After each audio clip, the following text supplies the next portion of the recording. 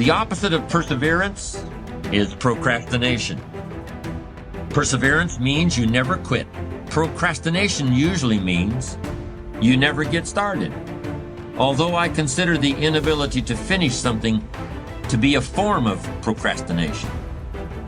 Ask people why they procrastinate, and you'll often hear something like this: I'm a perfectionist.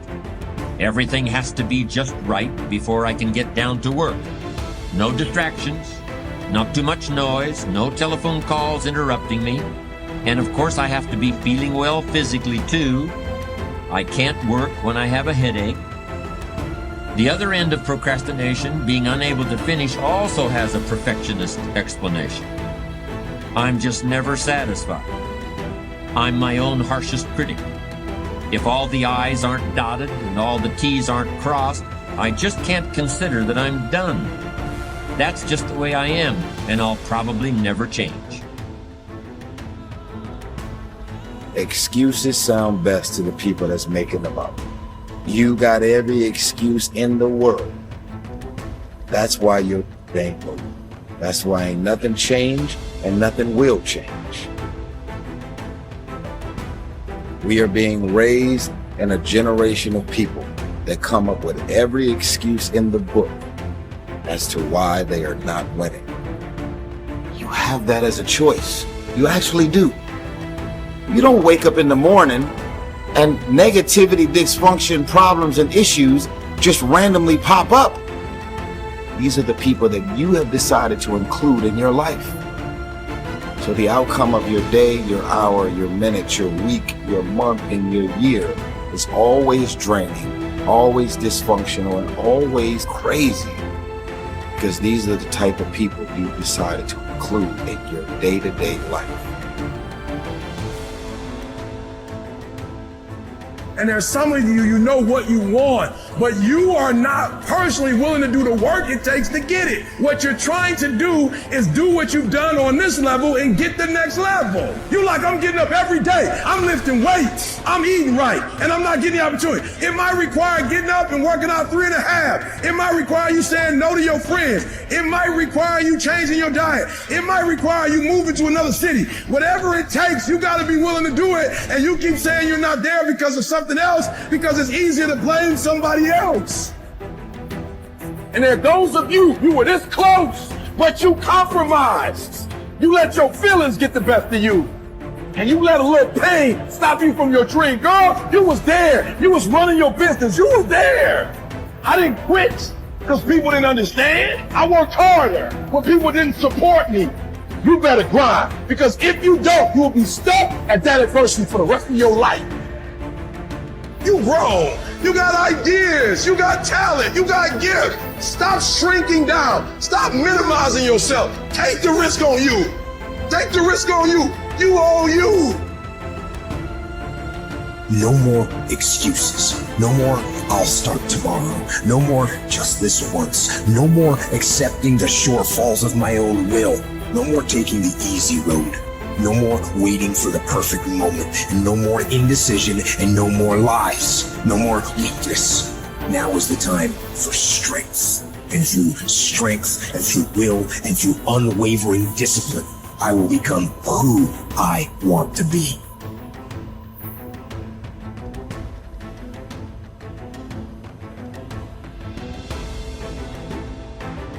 You can literally create your own economy. Now I'm going to tell you, you do not have to know how it's going to happen. You only have to know it's going to happen. You want to stop and think what you want and take the lid off. Take the lid off your mind. You can have anything you want. And I'm going to tell you something else. You don't even have to believe it.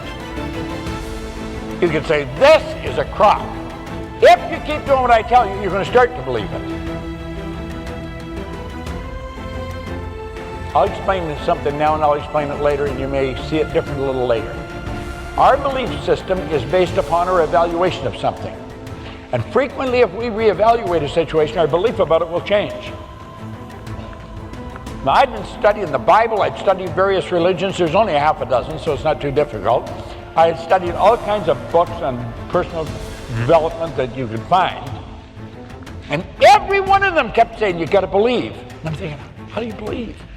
Somebody says, you got to believe it. Well, how do you believe? That's a pretty good question, isn't it? How do you believe? Most people can't answer that. But they know if you don't believe it ain't going to happen. You got to believe it. And if you don't, you show it in everything you do. You got to believe it.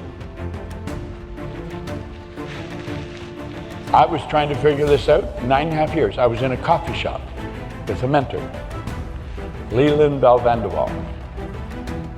And he said that, just in conversation. Our belief system is based upon our evaluation of something. And frequently, if we reevaluate a situation, our belief about it will change. I said, what'd you just say? He said, what do you mean? I said, about belief. I said, our belief system is based upon our evaluation of something. And frequently, when we reevaluate the situation, our belief about it will change. And all of a sudden, I knew why I had changed. Looking at some of the things that keep us from approving ourselves, that we've all done some things that we don't feel good about. Things that if we had to do those things over again, we would not do those things, or we would do things differently. So part of what we must do in order to begin to move into your greatness, you got to remove a major energy block. And that is dealing with the issue of forgiveness.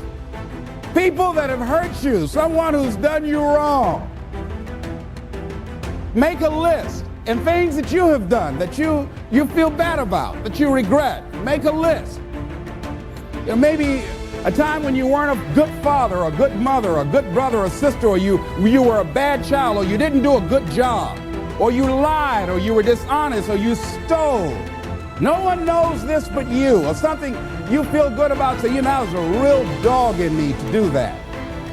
Something you just really regret. So we make a list of all those things. All of us have some of that. Somebody said there's some good in the worst of us and some bad in the best of us. So none of us escape. Now here's something I want you to do. I want you to become involved in an active process to get some clutter out of your life. So if there's any area in your life that you need to clean up, start working on it. I'm going home tonight to clean my closets. Any of you got any cluttered closets? Oh, raise your hand, please. Good. Let's go home. Let that be our task this week. See, the first law of the universe is order. Go home and clean the closet out. Get the clutter out. Start letting some of this junk go to make some room for something else. Do that with people. There's some people who's cluttering up your life. They serve no purpose whatsoever. They're just holding and occupying a space that somebody useful, positive, nurturing, and contributing could be holding that space. You don't even have time to look to see what else is out there because you all have all of these people surrounding you that's not enabling you to grow. So look at what is it I need to get out of my life. Just start cleaning this stuff out. Getting the drawers together, your dresser drawer, just getting stuff together. Just get them together. Maybe your car, I got to clean my car too. Got a lot of stuff in there. I live in my car. Can't put anything in my trunk. I got all kind of little things back there.